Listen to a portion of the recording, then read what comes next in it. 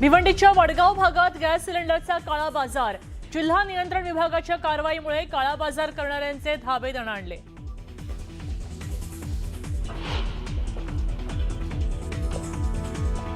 पुण्यात घरगुती गॅसला मिळाला नवा पर्याय।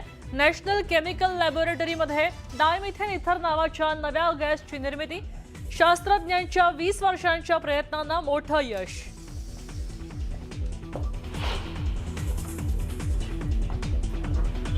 काँग्रेसकडून लोकांमध्ये भीती निर्माण करण्याचे काम। घरगुती गॅसचं संकट कुठेही नाही, कोणीही चिंता करण्याची गरज नाही, मुख्यमंत्र्यांनी विरोधकांना सुनावलं।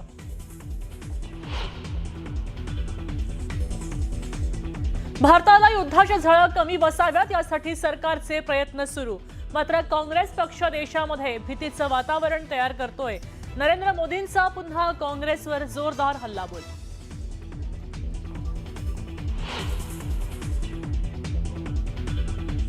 सोनं चांदीच्या दरामध्ये मोठी घसरण। सोन्याचा दर 2000 तर चांदीचे दर 5000 घसरले। सोनं प्रतितोळा जीएसटी सह 1,59,000 तर चांदीचे दर 2,65,000 रुपयांवर।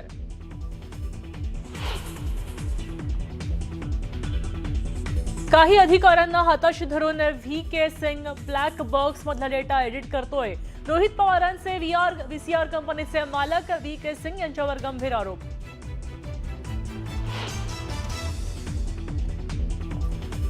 लडाखमधले कार्यकर्ते सोनम वांगचुक यांची नजरकैद तत्काळ रद्द करण्याचे आदेश।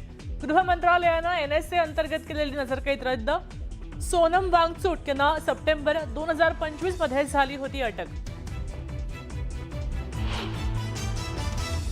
आणि T20 वर्ल्ड कप जिंकल्यानंतर captain Suryakumar Yadav, head coach Gautam गंभीरसह सिद्धिविनायक बाप्पाच्या चरणी, सोबत जय शाह सुद्धा होते उपस्थित।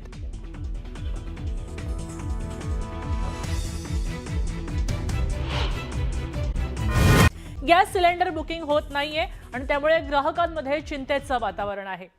राज्यभरामध्ये अनेक ठिकाणी गॅस एजन्सी बाहेर प्रचंड गर्दी झाली आहे। तर मुंबईकरांचा आवडता वडापाव त्यातनं आता पाव गायब होण्याच्या मार्गावर आहे, कारण गॅसच्या तुटवड्याअभावी मुंबईमध्ये अनेक बेकरी बंद करायची नामुष्की बेकरी व्यावसायिकांवर ओढवली आहे।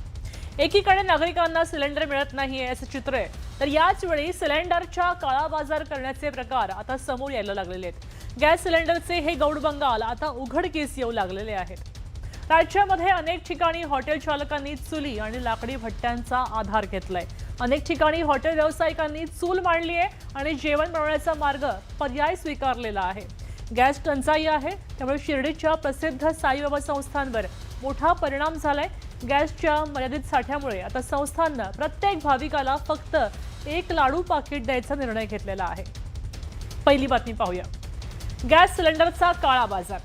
राज्यामध्ये एकीकडे गॅसची कमतरता आहे, तर दुसरीकडे गॅसचा काळा बाजार केला जातोय।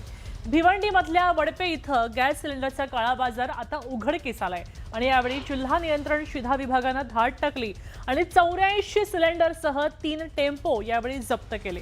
टेम्पो आणि एका छोट्या गाडीमधनं बेकायदेशीरपणे हा सगळा काळा बाजार सुरू होता। ही गॅसची विक्री केली जात होती। ही कारवाई आता केली आहे। या प्रकरणी 2 जणांवर कारवाई झाली आहे, तर दुसरीकडे भंडाऱ्यामध्ये हॉटेल आणि खानावळींवर छापा टाकला गेलाय। या कारवाईमध्ये व्यावसायिक कामासाठी शासन अनुदानित घरगुती गॅस सिलेंडरचा अवैध वापर होतोय असं धक्कादायक वास्तव समोर आलंय। एकूण 3 ठिकाणी कारवाई केली आहे। 8 सिलेंडर जप्त केलेले आहेत।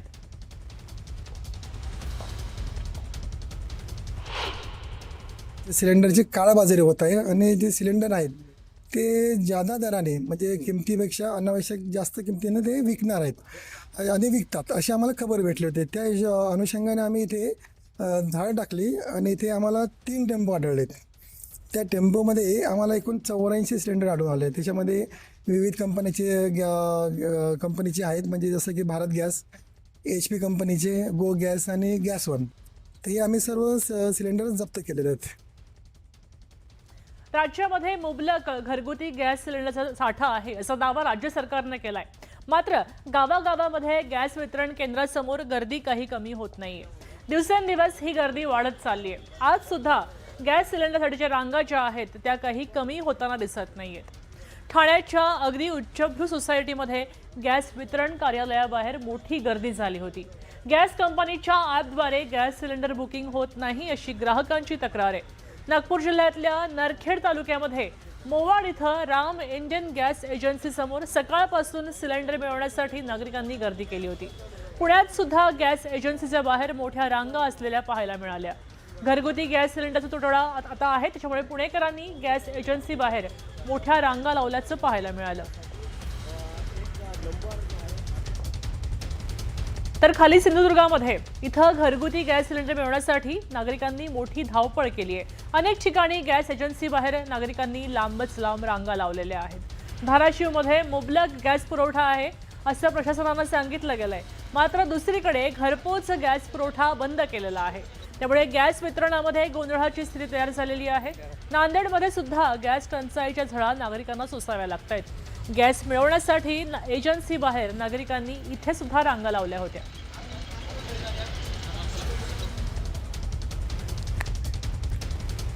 थेट साताऱ्यात जातोय, इथं कराडला सलग 5व्या दिवशी गॅससाठी नागरिकांनी रांगा लावल्या होत्या।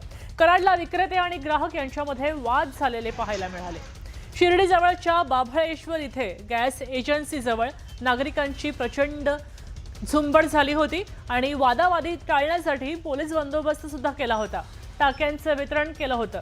यवतमाळमध्ये घरगुती गॅससाठी नागरिक तासनतास रांगेत उभे होते। तर वाशिम जिल्ह्यामध्ये गॅस सिलेंडर बुक करणारे सर्व्हर ठप्प झाले आणि ऑनलाईन बुकिंग होत नाही असा आरोप नागरिकांनी केलाय।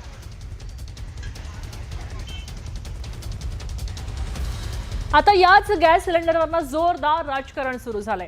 गॅस सिलेंडरवरनं काँग्रेस जाणीवपूर्वक भीती पसरवत आहे, असा प्रयत्न करताय असा आरोप देवेंद्र फडणवीसांनी केलाय। पंतप्रधान नरेंद्र मोदींनी सुद्धा काँग्रेसवर निशाणा साधलेला आहे।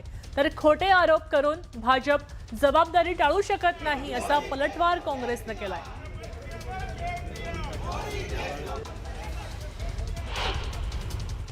देश हित के इस महत्वपूर्ण काम में भी फिर एक बार फेल हो गई।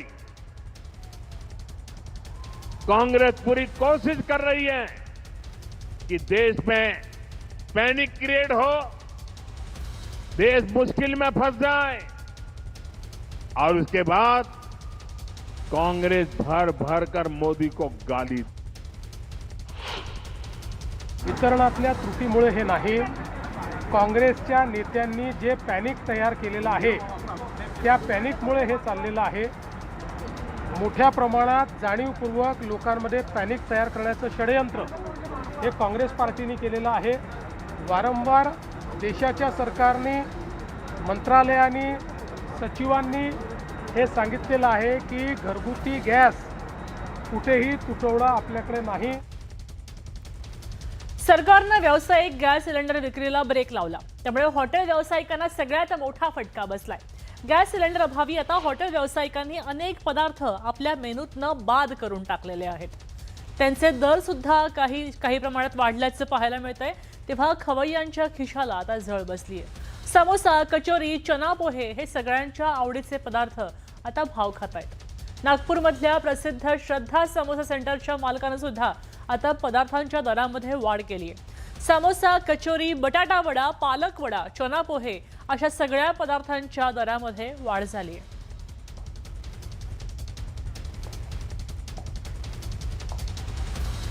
आता यामुळे नेमकं महागलंय काय काय ते आपण पाहतोय, त्याच्या किमतीसहित। नाश्ता महागलाय। पूर्वीचे दर काय होते? समोस्याचे दर होते 35 रुपये प्लेट, 2 समोसे यायचे। आता 40 रुपये झालेत, 5 रुपये त्यामध्ये वाढलेले आहेत। 2 समोशामागे 5 रुपये वाढलेत। त्यानंतर कचोरीचे पूर्वीचे दर होते 33 रुपये प्लेट, तर आताचे दर झालेले आहेत 40 रुपये प्लेट। जवळपास 7 रुपयांनी कचोरी महागलेली आहे। बटाटा वडा पूर्वीचे दर होते 35 रुपये प्लेट, समोसेसारखेच त्याचे 40 झालेले आहेत। 5 रुपयांनी बटाटा वडा महागलेला आहे। पालक वडा 35 रुपये प्लेट होता, तो सुद्धा 40 रुपये प्लेटने झालेला आहे। 5-5 रुपये तळणीचे दर वाढल्याचं पाहायला मिळतंय।